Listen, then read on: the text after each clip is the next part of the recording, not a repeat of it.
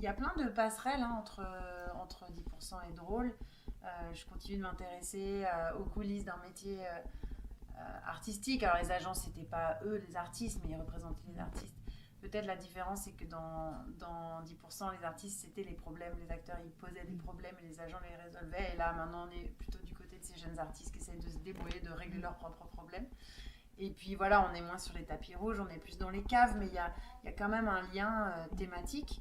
Et puis, je pense que j'avais aussi envie de m'intéresser à des gens qui justement sont jeunes, ils sont tous dans leur vingtaine, à peine début de trentaine, à ce moment-là où on devient adulte et on prend sa place.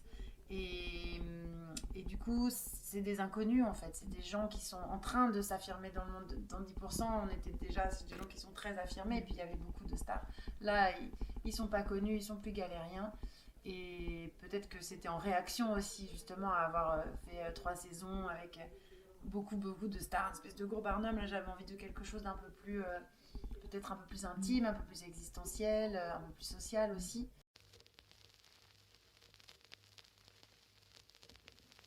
Bah, aussi, la différence, c'est que là, vraiment sur Drôle, je suis coproductrice, donc comme ça, j'ai vraiment. Enfin, justement, il n'y a plus d'ambiguïté.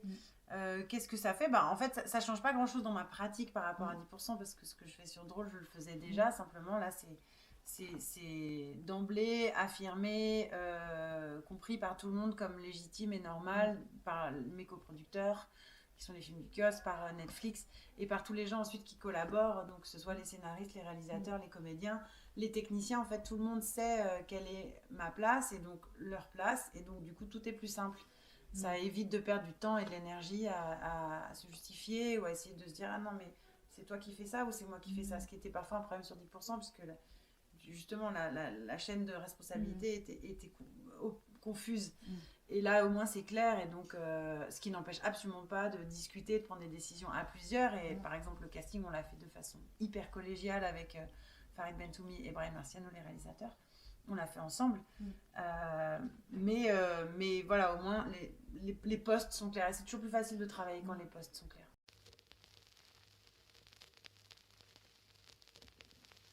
En vrai, je suis allée dans un comédie club un soir et j'avais pas prévu que j'allais travailler sur ce sujet. Et c'est vraiment ce soir-là que je me suis dit, mais il y a un sujet de série.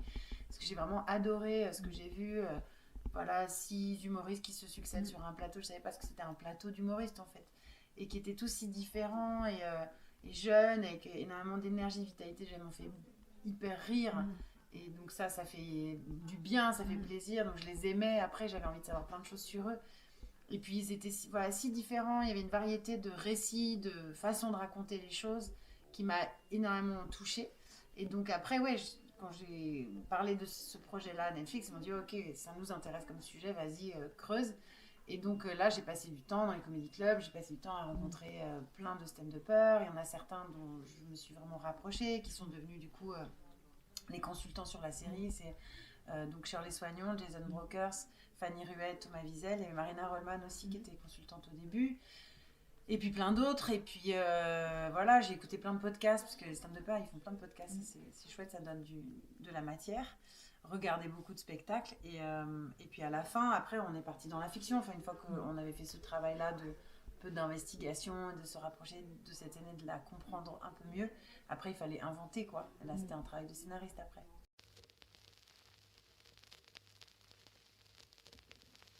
Bah, déjà, on avait envie, quand je dis on, c'est les scénaristes qui l'ont travaillé avec moi, mais on avait envie d'un équilibre paritaire entre les personnages masculins et féminins. J'avais envie d'un truc très choral, j'avais pas envie que ce soit centré sur un seul personnage. On savait à peu près qu'ils seraient quatre, et puis on voulait qu'ils soient d'origine ethnique différente, les quatre, vraiment. C'est important, qu'ils soient d'origine sociale différente aussi. Donc on a une Alice Atou, donc qui est noire, qui est maquillée avec un mec qui est prof, donc c'est des bobos modestes, on va dire. On a un Nésir qui lui est très précaire et qui vit dans une cité de banlieue. On a un Bling qui est un fils de commerçant asiatique vietnamien, donc qui est plutôt une espèce de classe moyenne, petite bourgeoisie, voilà, commerçante. Et puis Apolline qui vient d'un milieu vraiment très grand bourgeois, rive gauche, une espèce d'élite un peu culturelle française. Donc ça nous plaisait en fait de dessiner cet échiquier aussi par leur origine sociale, parce que c'est une série qui parle pas mal de l'identité des uns et des autres, et aussi de comment tout ça se rencontre, se frictionne, se rejoint ou pas. Et donc voilà, on les a travaillés aussi, voilà, en fonction de leur identité et de leur ancrage social. Et évidemment de leur personnalité après, le fait qu'il y en ait un qui soit en échec et qui ait besoin de remonter la pente, une qui boom, un qui a un espèce de puriste, désir, pour qui le succès c'est plus difficile, mais voilà, qui a le stand-up vissé au corps, et puis Apolline qui a une révélation qui soudain décide de bouleverser toute sa vie pour faire ça. Donc après ça, c'est plus leur rapport au métier pur, mais dans leur caractérisation, oui, c'était assez un ancrage assez social en fait.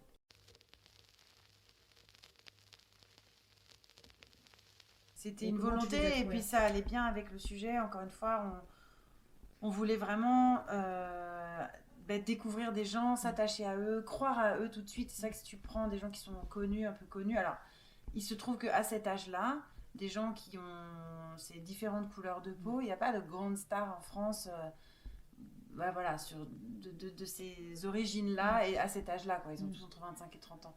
Donc du coup, ça nous... Enfin, forcément, on regardait plutôt vers des gens qui n'étaient pas connus, mais moi, ça m'allait très bien parce que je voulais de l'authenticité, de la vérité. Je voulais que quand on les rencontre, on se dise, ah mais c'est sûr, lui c'est Nézir, elle c'est Apolline, elle c'est Aïssa, et lui c'est Blim. Enfin, c'est obligatoire, on les connaît pas autrement. Et après, le casting, c'était un casting assez classique. Pour le coup, c'était pas un casting non plus sauvage. On est allé chercher dans les agences, c'est Constance de Montois qui a fait le casting et qui nous a présenté tous ces gens. Donc après, on les a aimés pour ce qu'ils étaient, mais après on les a aussi aimés pour ce qu'ils provoquaient ensemble, parce qu'un casting, surtout d'une série chorale comme ça, c'est comment les uns les autres vont créer une alchimie. Est-ce qu'on va croire à leur amitié? Est-ce qu'on va croire à leur amour?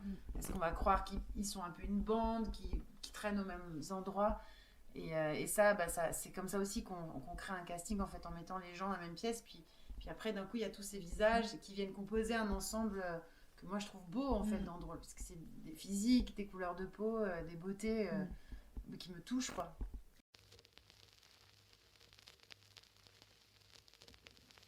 Ouais, ça donne beaucoup, beaucoup le vertige. Moi, j'ai l'impression qu'il ne faut pas trop y penser. En tout cas, nous, on n'y a pas trop pensé pour Drôle. D'autant plus que Netflix, ils disent il faut d'abord que ce soit une série locale. Eux, le plus important pour eux, c'est que ça soit voilà, vu en France et dans les territoires francophones avant même de gagner le monde. Donc moi ça m'allait bien parce que 10% quand je l'ai écrit au départ je ne savais pas du tout que ça allait voyager autant, je l'avais pas du tout anticipé. Et je pense qu'il y a des séries aujourd'hui qui sont plus marketées, même si ça peut être des séries d'auteurs comme Sex Education. Pour moi c'est une série d'auteurs, mais elle a un emballage comme ça qui est très pop, très dessiné. Ou après Squid Game par exemple, pareil, qui arrive avec une proposition visuelle très très forte. C'est vrai que nous on n'est pas dans cette famille là, on est dans quelque chose de plus modeste et plus intime, mais après parfois ça peut aussi donner quelque chose d'universel et finalement toucher les gens.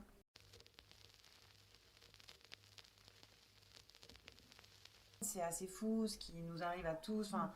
Déjà la réception critique, elle nous a énormément touchés, et plus que ça même, rendu fiers, et ça nous a beaucoup émus. Et puis ensuite, tous les messages qu'on reçoit en fait de gens autour de nous, il y a le métier, mais après il y a plein d'inconnus moi qui me contactent.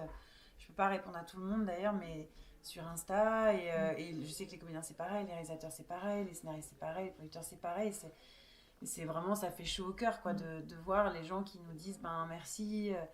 Le plus touchant, c'est merci de nous représenter comme ça en fait. Merci de changer, de pas être dans la caricature, dans les clichés. Merci de montrer des gens qui sont issus de l'immigration et qui ont leur vie, qui ne sont pas définis par leurs origines. Donc on ne s'apesantisse pas là-dessus. Ça, c'est vrai que c'est ce qui me touche le plus. Le truc auquel je pense, c'est un producteur brésilien qui m'a dit j'aimerais faire une adaptation de Drôle au Brésil. Je me dis ça c'est cool en fait. Ça veut dire qu'on peut aussi s'en emparer et le traduire dans une autre culture, ça peut marcher aussi.